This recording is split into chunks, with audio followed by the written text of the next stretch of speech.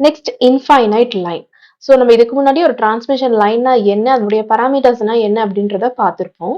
So infinite line அப்படின்னா நம்ம consider பண்ணியிருக்க டிரான்ஸ்மிஷன் லைனுடைய லென்த் வந்து நமக்கு இன்ஃபைனைட்டா இருக்கு அப்படின்னு அர்த்தம்.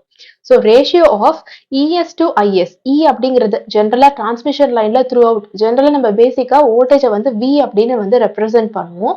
ஆனா டிரான்ஸ்மிஷன் லைனை பொறுத்த வரைக்கும் இந்த வோல்டேஜை வந்து நம்ம எப்பவுமே இ அப்படின்னு ரெப்ரசென்ட் பண்ணுவோம். So ratio of E to I, அதாவது வோல்டேஜ் டு கரண்ட் அப்படிங்கிறது வந்து நமக்கு இம்பிடன்ஸ். இங்க சென்டிங் எண்ட்ல இருக்கிற வோல்டேஜ் டு சென்டிங் எண்ட்ல இருக்க கரண்ட் ரேஷியோவை நம்ம என்ன எடுத்துக்க போறோம் அப்படின்னா இன்புட் இம்பிடன்ஸ். ஏன்னா சென்டிங் எண்ட் வந்து நமக்கு இன்புட் சைட்ல தான் இருக்கு. அதனாலதான் இந்த ரேஷியோ வந்து நம்ம இன்புட் இம்பிடன்ஸ் அப்படின்னு சொல்றோம். நெக்ஸ்ட் வந்து கேரக்டரிஸ்டிக் இம்பிடன்ஸ். ஸோ இது வந்து ரொம்ப ரொம்ப இம்பார்ட்டன்ட். இந்த கேரக்டரிஸ்டிக் இம்பிடன்ஸ்னா என்ன அப்படின்னா, ஒரு இன்ஃபைனைட் லைனா நம்ம கன்சிடர் பண்ணிக்கும் போது இதனுடைய இன்புட் இம்பிடன்ஸ் என்னவோ அதை தான் நம்ம கேரக்டரிஸ்டிக் இம்பிடன்ஸ் Z0 அப்படின்னு நம்ம சொல்லுவோம்.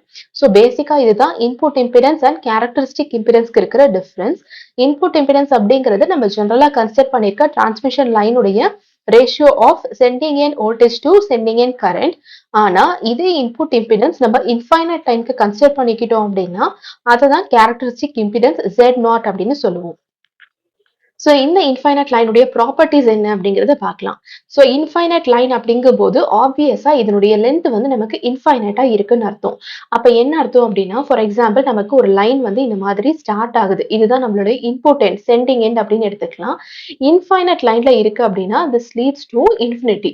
ஸோ நமக்கு ரிசீவிங் எண்ட் இங்க எங்க இருக்குன்னே நமக்கு வந்து தெரியாது. அப்படி இருக்கும்போது நம்ம இங்க சென்ட் பண்ற எலக்ட்ரிக்கல் வேவ்ஸ் வந்து பாத்தீங்க அப்படின்னா இந்த எண்ட் நமக்கு தெரிஞ்சாதான் இது வந்து ரீச் ஆகும். இது எங்க இருக்குன்னே நமக்கு தெரியாம இருக்கும்போது இந்த வேவ்ஸ் வந்து இந்த ரிசீவிங் எண்டை ரீச் ஆகவே ஆகாது.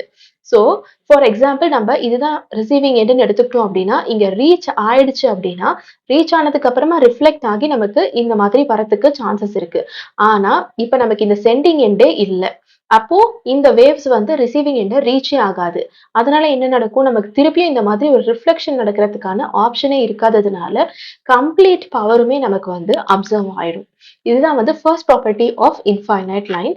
செகண்ட் என்ன அப்படின்னா, இப்ப நமக்கு இங்க ரிஃப்ளெக்ஷன் இல்லாததுனால ரிஃப்ளெக்டட் வேவ்ஸ் எதுவுமே வந்து இருக்காது. ரிஃப்ளெக்டட் வேவ்ஸ் ஆப்சென்டா இருக்கிறதுனால இந்த கம்ப்ளீட் கரண்ட் ஃப்ளோவை எது டிசைட் பண்ணுது அப்படின்னா நம்மளோட கேரக்டரிஸ்டிக் இம்பிடன்ஸ், அதாவது input impedance of infinite line அதுதான் நமக்கு டிசைட் பண்ணி கொடுக்கும். ஸோ இதுதான் பேசிக்கா infinite லைனுடைய properties.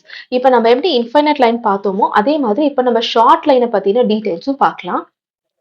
So infinite line அப்படிங்கும்போது அதனுடைய லென்த் எப்படி இன்ஃபினிட்டி அப்படின்னு இருக்குமோ ஷார்ட் லைன் அப்படிங்கிறது வந்து லைன் வந்து நமக்கு ஃபைனைட் லென்த்தா இருக்கு அப்படின்னு அர்த்தம்.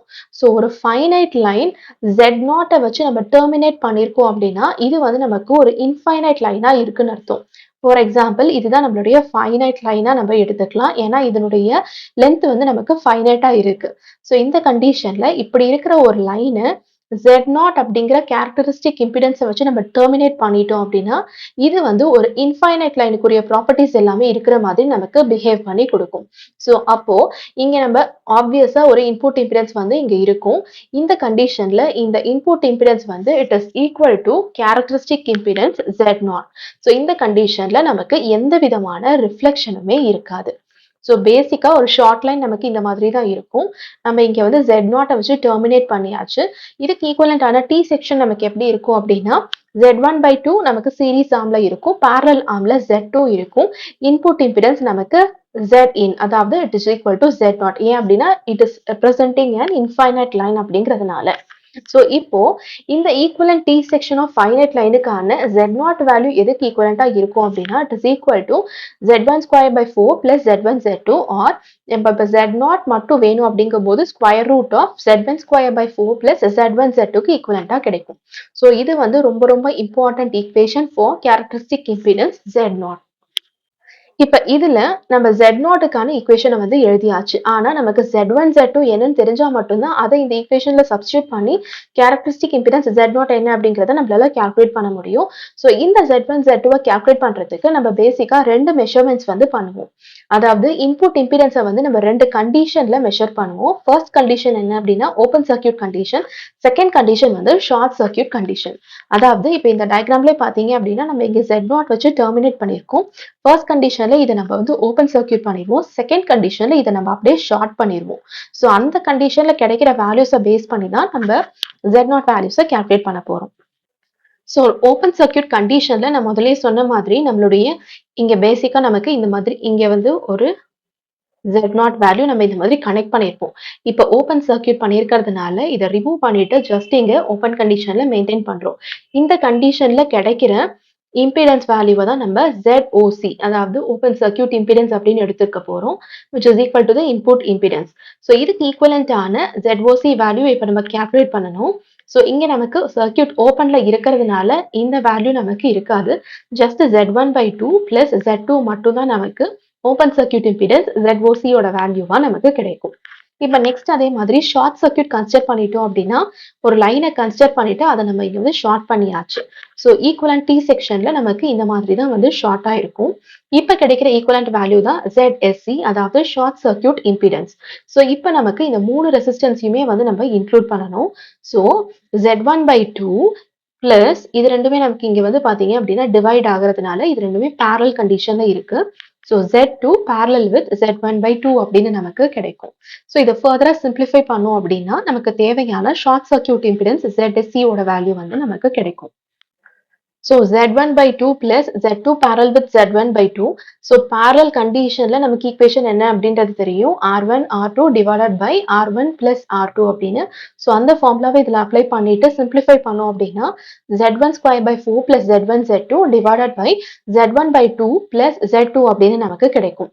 ஸோ இதுல இந்த பர்டிகுலர் நியூமரேட்டருக்கான வேல்யூ என்ன அப்படிங்கிறது நமக்கு தெரிஞ்சிருக்கும். It is nothing but Z0 square உடைய வேல்யூ. அண்ட் அதே மாதிரி டினாமினேட்டர்ல இருக்கிறதும் பாத்தீங்க அப்படின்னா இதுக்கு முன்னாடி ஓப்பன் சர்க்யூட் சால்வ் பண்ணியிருப்போம். ஸோ ZOC வேல்யூக்கு ஈக்குவலண்டா இருக்கிறதுனால அதையும் நம்ம இப்படி ரீப்ளேஸ் பண்ணோம் அப்படின்னா short circuit impedance is equal to Z0 square divided by ZOC அப்படின்னு நமக்கு கிடைக்கும். ஸோ இதுல இருந்து Z0 square is equal to product of short circuit impedance into open circuit impedance அப்படின்னு எழுதலாம். So characteristic impedance Z0 is equal to square root of short circuit impedance into open circuit impedance. So இந்த formula வந்து ரொம்ப ரொம்ப important. ஏன்னா கொஸ்டின்ல பாத்தீங்க அப்படின்னா நமக்கு இந்த ரெண்டு இம்பிடன்ஸ்ல ஏதாவது ஒன்று கொடுத்துட்டு அதை பேஸ் பண்ணி நமக்கு தேர்ட் அன்னோன் வேல்யூவை வந்து கால்குலேட் பண்ண சொல்லி கேட்கலாம். ஸோ இப்போ அதை பேஸ் பண்ண ஒரு எக்ஸாம்பிள் சால்வ் பண்ணலாம். Find the characteristic impedance of line at 1600 Hz if ZOC is equal to 750 angle of minus 30 and ZSC is equal to 600 angle of minus 20. So, இப்பதான் நம்ம formula பார்த்தோம். So, Z0 is equal to square root of ZOC into ZSC. So, இப்ப இதுல values substitute பண்ணோம் அப்படின்னா ZOC என்ன கொடுத்திருக்காங்க 750 angle of minus 30 degree into ZSC value 600 angle of minus 20. So இதை solve பண்ணோம் அப்படின்னா இது ரெண்டுத்தையும் நம்ம multiply பண்ணிக்கலாம். So 4.5 into 10 power 5 அப்படின்னு கிடைக்கும். ஆங்கிள் வந்து மல்டிப்ளைட் ஃபார்ம்ல இருக்கும் போது நம்ம ஆட் பண்ணிக்கணும். ஸோ -30 -20 நமக்கு -50 அப்படின்னு கிடைக்கும். ஸோ ஸ்கொயர் ரூட் எடுத்தோம் அப்படின்னு என்ன கிடைக்கும்னா 670.82 அப்படின்னு நமக்கு இந்த வேல்யூக்கு ஈக்குவலண்டா கிடைக்கும். அண்ட் ஆங்கிளுக்கு ஸ்கொயர் ரூட் எடுக்கணும் அப்படின்னா ஜஸ்ட் டிவைட் பை 2. ஸோ -50/2 நமக்கு -25 டிகிரி அப்படின்னு கிடைக்கும். இதுதான் நமக்கு தேவையான கேரக்டரிஸ்டிக் இம்பிடன்ஸ் ஆஃப் லைனுடைய வேல்யூ. ஸோ இந்த மாதிரி தான் இந்த ஃபார்முலாவை யூஸ் பண்ணி நம்ம சால்வ் பண்ணணும்.